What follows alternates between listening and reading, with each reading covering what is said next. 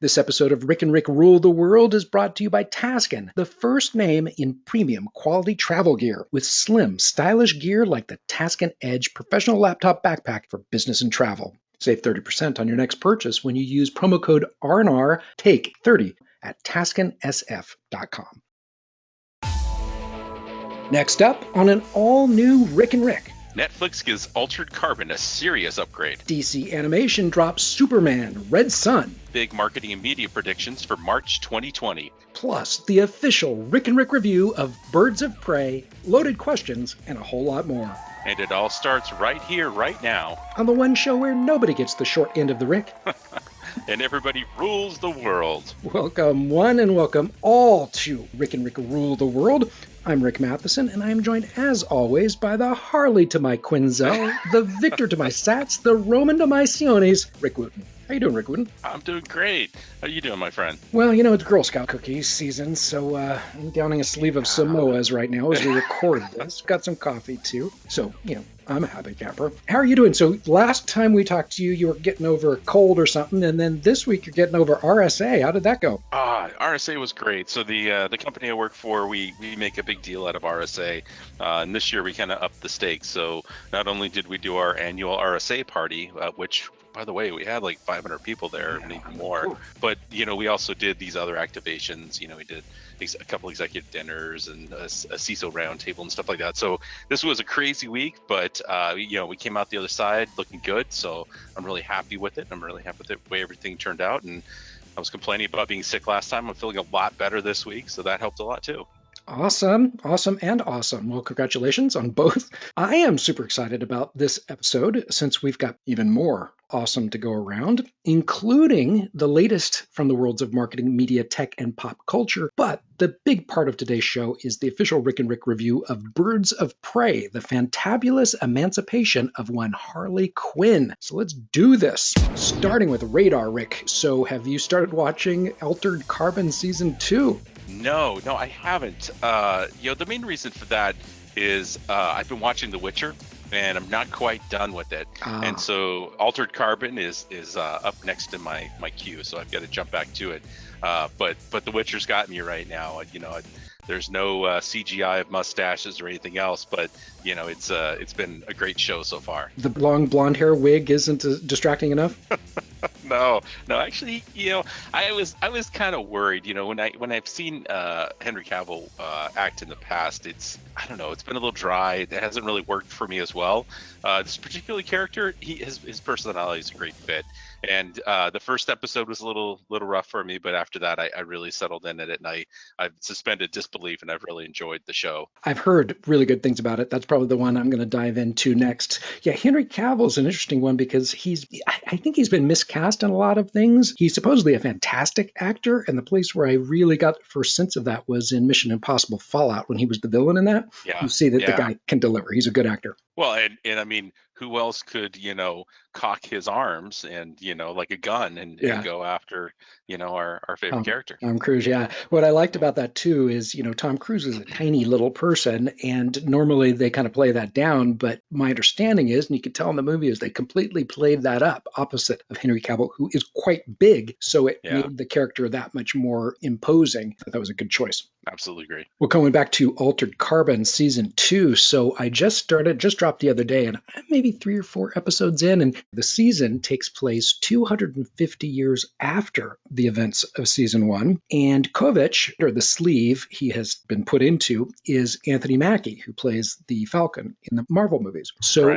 folks who are familiar with Altered Carbon, it's set in a future where people don't really die so much as they have these little electronic stacks that have their, I don't know, their memories and maybe their essence of some kind, and they just take those stacks when a body dies and puts it into a new body called sleeves, and then they continue living. So everyone is essentially, as long as that stack's not destroyed, immortal. The first season was kind of like a murder, I don't know what you call murder mystery, almost a procedural set in this future. And this season, it's interesting because the body that he's in now, the impression I'm getting is this new iteration isn't just the body of someone, they have special abilities. So he's upgraded, and he appears to be not just upgraded, but chimerical. So I believe he and others in it, the main villains, appear to be hybrid humans with wolf DNA DNA in them. But in addition to that, he has this weapons capability where he can just hold his hands up and his guns are going to fly into his hands. And so far, the fight scenes have been amazing. Anthony Mackie has already done some interesting things where you completely believe he is that same character, Kovic, placed now into a new body. There's very subtle movements that he has taken that convey that he's the same guy. Joel Kinnaman was the actor in the first season. They're very different in size and presence, but somehow Anthony Mackie's pulling it off pretty impressively. So, like I said, I'm 3 episodes in, and it's been entertaining so far. I read a couple articles on this, and it looks like the die-hard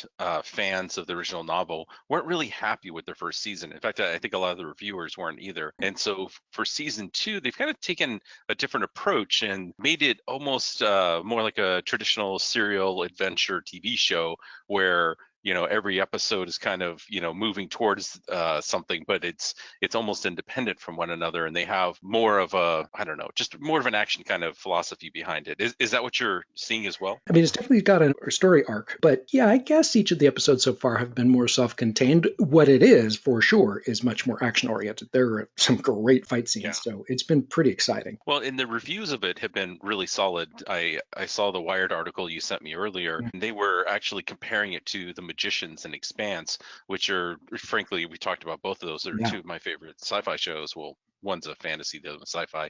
But I'm really impressed with the writing, the acting, the way the stories are coming together.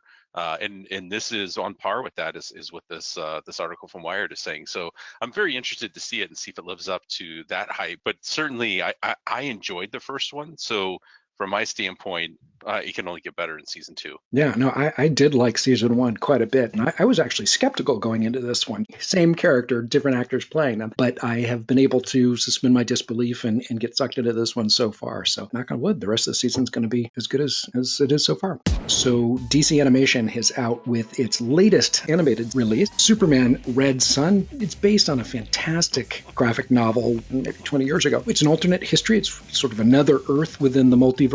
But on this Earth, Kal-El of Krypton doesn't crash land in Kansas. He crash lands in the Kremlin circa the 1930s. And that Kal-El grows up with Stalinist propaganda and falls for it hook, line, hammer, and sickle. He works under Stalin until he realizes what an evil son of a Stalin is, and then he murders Stalin and installs himself as the head of the Soviet Union, wanting to do right, but then doesn't realize over time he's being corrupted just as bad as Stalin, just in a different way. Lex Luthor, he's still a total ass, but here he's an American scientist married to the world's most famous journalist, Lois Lane, and together their 40-year adventure is sort of the opposite number of the Soviet Superman. What we don't realize is that Lois Lane believes in Superman. She believes that he is a good person underneath this and is just misguided, and she's kind of holding out hope that he's going to see the light. Lex Luthor, he's an ass, but same thing. He believes in Superman. So this interesting relationship forms between the two of them. Fascinating movie, interesting take on the characters, and rivals anything that I've seen in the DC live-action movies so far. So I got a couple questions. Number one, how are they releasing this? Is this part of the DCU subscription service? I believe it is, but it is also available on demand. And then the second one is, when was this written? Like, I'm curious how much the social pressures of the time influenced the storyline. Was it written during the Cold War times? Was it written, afterwards? It was afterwards, so it had that ability to be retrospective completely. The graphic novel came out maybe 2003, somewhere around that time frame. And what's interesting is they don't pull punches in this movie. All of Stalinist propaganda is laid bare here, but they also poke some holes in capitalist propaganda as well, and kind of show you can be just as hypocritical as they were. And it kind of hits home. It's kind of like, ouch. Very and nice. Yeah, so it's very, very interesting story. That's great. I'm definitely looking forward to checking it out. All right, well, when we come back after this break, we're going to talk about the good, the bad, and the marketing, so don't go anywhere. Hey, Rick and Rick Nation, don't forget to check out our website at rickandrick.com. It's double the Rick in just one click at rickandrick.com. And we are back. Rick and Rick Rule the World with Rick Matheson and Rick Wooten. We just got a couple items this week because we want to talk about Birds of Prey. And last time we talked about KFC's vegan chicken nuggets, and this caught my eye this past week. It's the KFC chicken and fried donut sandwich. Wow. Yeah, we talked about this. This doesn't sound great to me. I'm not a big sweet and savory fan. Me neither. Like I like them separate. So the idea of slapping some chicken between two donuts kind of sounds gross to me. I mean, but I know there's a lot of people who like chicken and waffles, syrup and stuff on it. So perhaps this is attractive to them, but I don't know. This sounds like a little too much for me. Yeah, no, I have never been a fan of the fried chicken and waffles either. I want to say I tasted it once and was surprised that it was pretty good, but it wasn't something where I'd ever seek it out. But on one hand, it doesn't sound great to me, but much like Taco Bell with their nacho fries, I think what KFC is trying to do here is to come up with a way of mixing what they have together and create something unique that could get people talking about it and excited about it again, even if it's just for a limited time. I mean, if you think about Popeyes as a good kind of analog, they were not talked about a whole lot. They weren't dying away, but they weren't really in the limelight. And then they came out with their chicken sandwich. That just blew up. Same chicken they've made in other things, but they put it with some special sauce and the pickles and on this like delicious bun, and then all of a sudden it's blowing up. Yeah. And so I think other fast food restaurants, other retailers like this are really trying hard to stand out and strike that gold.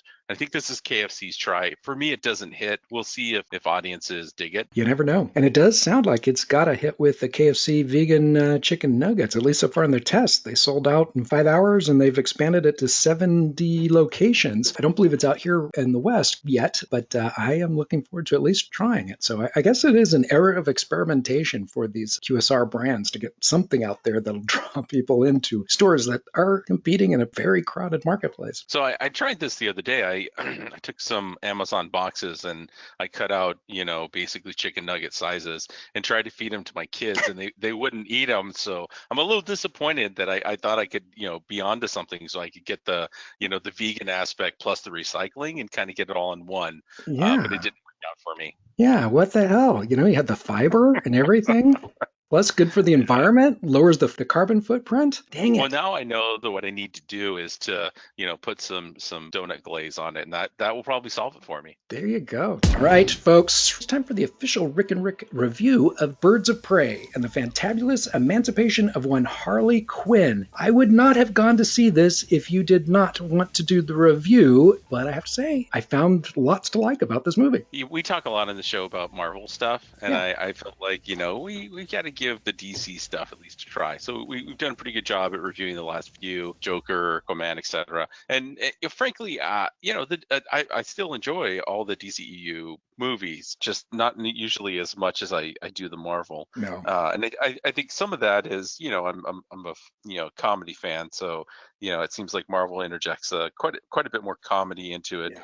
Than DC has in the past. They decided with this movie they're going to take a slightly different tact, and of course this movie is fairly humorous, but it's also extremely dark. Wow. It did earn an R rating because of, I think they said 4 F words, and then there was a whole lot of violence at different times. It was well earned is what I'm saying. But it was I enjoyed it. It was something different than I expected. I agree with some of the reviews that I saw where they said it really should have been called a Harley Quinn movie, not a Birds of Prey, and I think it would have done better because there was just a lot more fans of Harley Quinn, and frankly the movie was 99% about her anyways. Yeah, I was about halfway through this movie groaning. I was not caring for it much at all, and then I started to warm up to it and ended up liking it. I can't say that I loved it, but I liked it and enjoyed it a lot more than I thought I would. It kind of reminded me of almost if a young Catherine Bigelow had done a DC